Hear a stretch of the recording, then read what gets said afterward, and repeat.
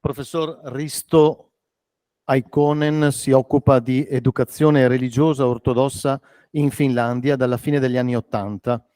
Dal 1989 è docente senior di pedagogia dell'educazione religiosa presso l'Università della Finlandia Orientale e ha partecipato al corso di formazione iniziale per insegnanti che si preparano a lavorare principalmente nelle scuole primarie, ma anche nelle scuole secondarie e scuole secondarie superiori. Risto è stato anche membro del gruppo consultivo del Consiglio nazionale finlandese per lo sviluppo dei programmi di studio nazionali per l'educazione religiosa ortodossa di base nelle scuole primarie e secondarie superiori. Dirige il progetto sui libri di testo per l'educazione religiosa ortodossa in Finlandia ed è stato coautore di diversi libri di testo per l'istruzione primaria. È il fondatore dell'Associazione per l'Educazione Religiosa Cristiana Ortodossa, una rete internazionale di ricercatori e insegnanti di educazione religiosa ortodossa, e copresidente del gruppo per l'Educazione Religiosa Cristiana Ortodossa dell'Associazione Teologica Ortodossa Internazionale. È anche membro del Consiglio del Forum Europeo degli Insegnanti di Educazione Religiosa. È il partner del progetto ERASMUS Plus IRENE per la Finlandia. Presento anche la professoressa Raili Keränen Pantsu, dottore in Scienze dell'Educazione presso l'Università della Finlandia Orientale. Nella sua tesi di dottorato ha indagato l'apprendimento narrativo e il pensiero pedagogico degli insegnanti. L'interesse era per le narrazioni culturali come parte dell'educazione finlandese alla visione del mondo e suggerisce che dovremmo espandere la nostra comprensione dell'importanza delle narrazioni nell'apprendimento delle conoscenze e delle abilità, così come la costruzione dell'identità in interazione con il bagaglio culturale delle narrazioni. Raili è anche insegnante di scuola elementare e insegnante di materia di religione. Da 12 anni è formatrice di insegnanti ed esperta pedagogica ed è responsabile della formazione in servizio di insegnanti di educazione religiosa e alla mondialità. Tiene corsi per insegnanti in formazione in diverse università finlandesi. Raili ha anche fatto parte del Consiglio nazionale finlandese per l'istruzione e ha lavorato come membro del gruppo di lavoro per la riforma del curriculum nazionale finlandese per l'educazione religiosa 2012-2014. Raili fa parte anche di diverse reti di ricerca internazionale e lavora in collaborazione con Risto Aikonen in molti progetti pedagogici e di ricerca. Grazie per la vostra presenza e a voi la parola. Anche per voi 20 minuti fino alle 15:35. Grazie. Thank you for this presentation of us, and good afternoon for all of you. And in this about 20 minutes, we are going to tell us some quite, how to say, central issues concerning the Orthodox education in Finland, and first of all, about religious education in Finland overall. And in this presentation, my colleague Raili is going to start, and in her part, we are going to hear the general points of our education in Finland, and in my part, I'm going to concentrate on the Orthodox education in some terms which are concerning that. But now, Raili, please, you can continue. Thank you. We are really pleased to be here and happy to present some key issues of Finnish religious education. About Finland, population is 5.5 million people, and we have two official languages, Finnish and Swedish, not English, as many of you might think. And 7.5% of the population has a foreign background, so kind of a little amount still in the whole population. And as you can see, the educational level of the working age population is rather high, since almost 45% has the tertiary education. So they have had a degree on high education, or yes. And the religious landscape is that still 68% of the population is part of Evangelical Lutheran Church, so Protestant country. And Orthodox Church, there is about 1% of the population are part of that. And we have 15,000 Catholic in Finland, and Muslims around 70,000. And as we have heard, the same thing is happening in Finland than in other countries in Europe. So peoples are resigning themselves from the membership of the Christian churches. So almost 30% of Finnish population are not signed up to any religious community. And here is shortly about the Finnish educational system. So in our law, Constitution of Finland, there is this value of education, that everyone has right to basic education free of charge, and that public authorities shall guarantee everyone equal opportunities to receive educational services. So I could say that this education is one of the national things also in Finland, since we have put it already in the constitution law. And this is only an overview of the Finnish educational system. But the main thing is that there is no dead ends in that system. It means that even though you may have chosen different paths, you always have a road to be, for example, a doctor one day. So after basic education, you can choose matriculation examination or vocational qualifications, but from those both routes you can still enter the university and get the highest degree. And as we have been talking about the teachers and the qualifications that are needed, this is which I took. It's a primary school teacher, so teacher who teaches grades 1 to 6, so children from 7 to 12 years old.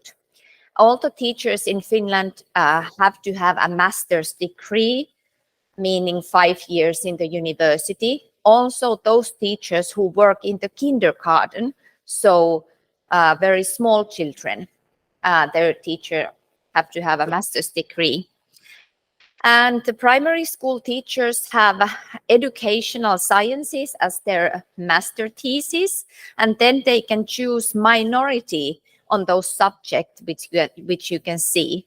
So if you wish to be a religious education teacher, you can have two kind of background. So one, which is my background, so I have been studying educational sciences, and after that theology, to be a qualified religious education teacher. The other way around is also possible, that your main subject is theology or religious sciences, and then you have to have those pedagogical studies, which normally takes 1 year in Finland. Here I'd like to add something, that all those primary school teachers have to have 5 credits concerning RE lessons, meaning that it's a compulsory part of the pedagogical studies in their education. And in practice, it means that they have to follow the Lutheran contents concerning RE education, or in our case, in the University of Eastern Finland, they have to follow also the Orthodox RE contents, and as an option also the ethics if somebody wants to have those lessons. But if somebody wants, he or she can take all those subjects because it's possible. Thank you, Risto. So yeah, there you can also see all the subject that the primary school teacher is teaching. This means that you have the didactics of religious education in your master thesis to be a primary school teacher. So that was the point Risto was making. Very good. Okay. And in Finland, teacher doesn't have to be a part of any religious community to be qualified to teach certain religious education. So as we explained earlier, you have to have those subject studies and pedagogical studies, and then you are qualified to teach. But this, I think we have the law, but 2003 was the change happening. And before that, you have to be also a church member to be able to teach religious education. So 20 years ago, this has changed. And religion in school is taught according to general principles of education, and the objectives are defined in the curriculum, which Risto will tell you more. And the role of religious communities in Finnish system is, for example, offer visits, offer learning environments, and some school church happenings. And here you can see our current model of religious education. So we are talking about worldview education, which is divided into two subjects. So religion and secular ethics or life stance education. And that's an optional subject for religious education, but this is compulsory. So you have to have either religious education or the secular ethics, but you can't choose not to come at all. And as you can see, there are, I think, now 13 different curriculums for religious education. But of course, nationwide, we don't have them all. Some of them are really local. So in here you can see some statistics, hopefully. But it means that even I can't see, but it's 86% Evangelic Lutheran in the primary school, Orthodox 1.7, Islam 2.5, others are 0.5% about. And when you go to upper secondary school, it's almost 90% of Evangelic Lutheran, 1.5 Orthodox, 2.2 Islam, and secular ethics is 6%. But yeah, the statistics are little. But as you can see, still Lutheran religious education is very high. But for example, Orthodox religious education has maintained the same amount of people for decades at least. And Islam is rising. So same themes as in other European countries, also in Finland. Okay, so as we already said little about that, our teaching before was with the confession, with doctrine. And that's, this is changed in 2003. And that's, I think it's, this system we used to have is the one which is more familiar in European countries, where, for example, religious community is responsible for teaching RE in schools. In Finland, we have had like almost 100 years separate system with the church, but still the teaching was more confessional. But teaching now is based on the religion to be taught according to one's own religion. That's how it's in the law. And it doesn't seek to engage the student in any religious community. And this kind of model is kind of unique in Austria, and Belgium are kind of similar, but very same than Finland. We haven't found anywhere. And minorities are well recognized in this model of Finland, but of course there are some issues also, which Risto will explain you more later. And this is based on a positive interpretation of Religious Freedom Act, and meaning that you have a right to have religious education at school. And teaching of minority religious education requires first official curriculum of Finnish National Agency of Education, minimum of 3 pupils, for example, in a municipal area. And that's enough for Orthodox and secular ethics. And other minority religious education are the guardians of the pupils have to request the teaching.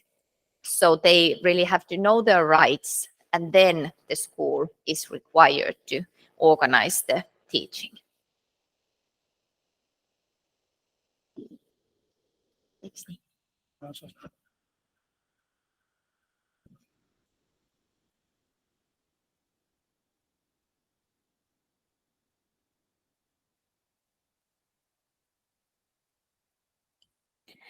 So some general lines concerning the RE education.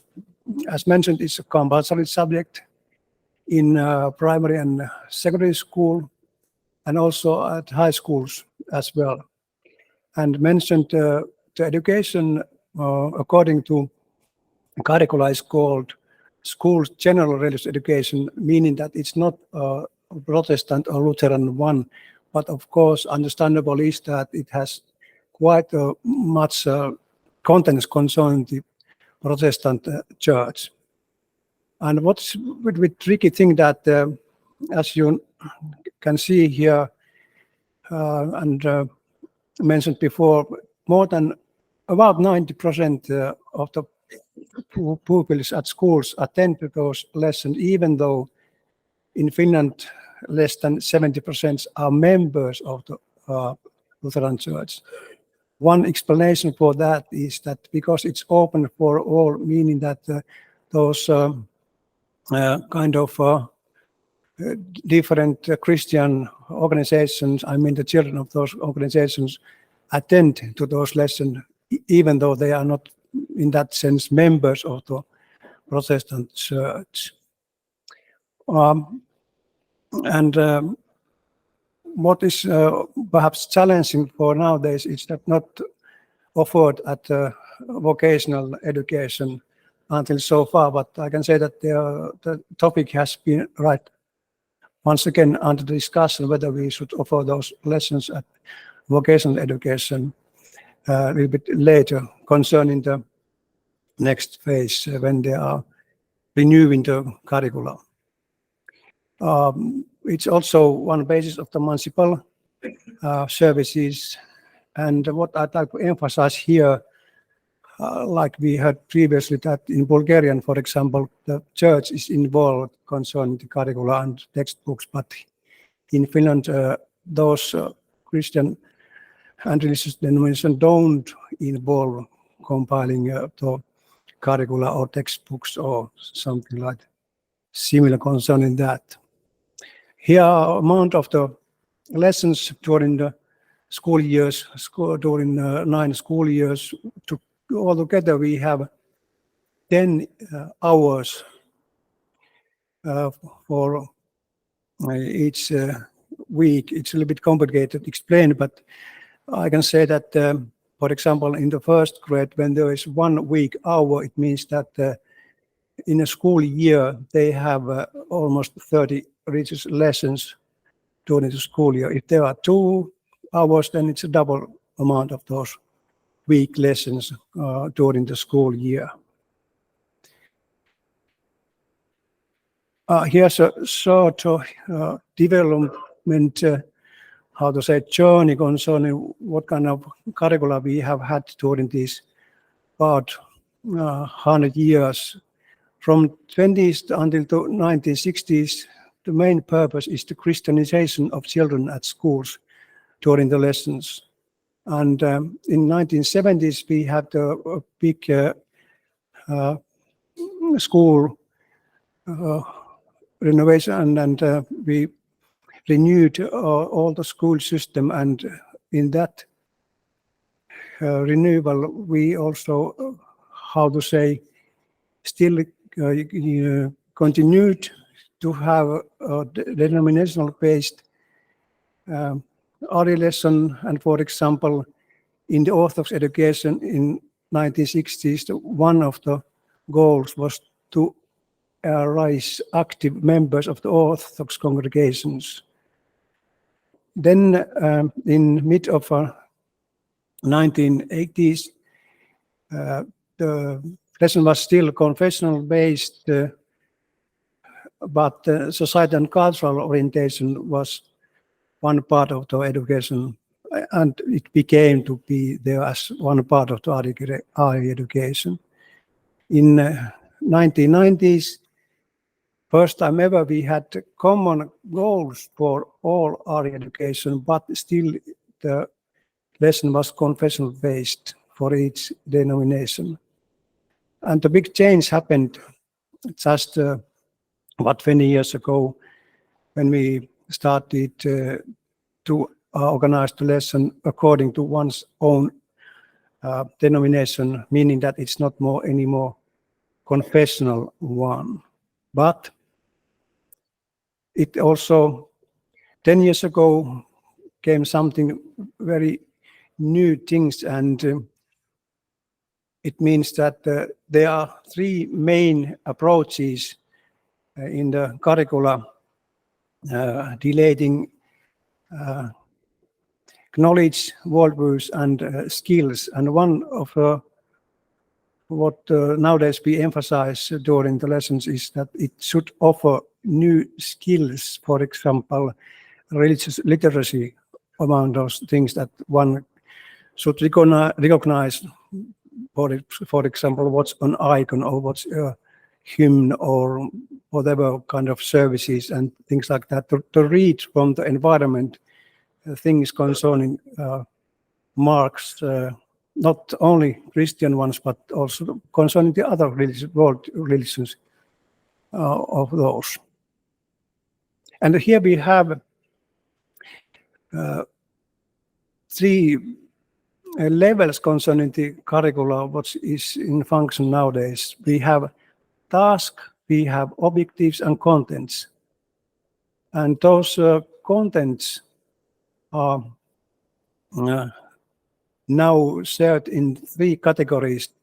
One is pupil's relationship with his or her own religion.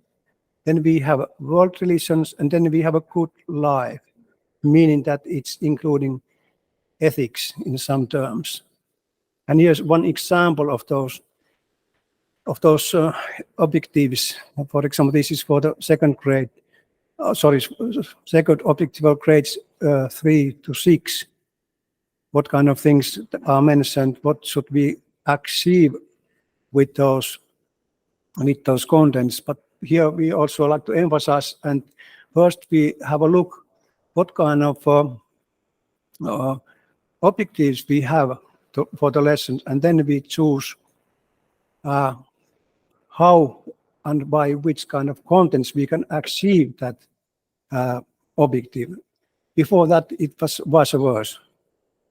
So I think that this is a very important point to recognize. As I mentioned, there are general contents for all the REs, and we have also denomination-based contents. Here is just an example. I don't read it, but I mentioned that each religion has also made their domination-based contents based on those general contents. Might be a little bit tricky thing, but that's the way how it works now. And some pedagogical approaches here.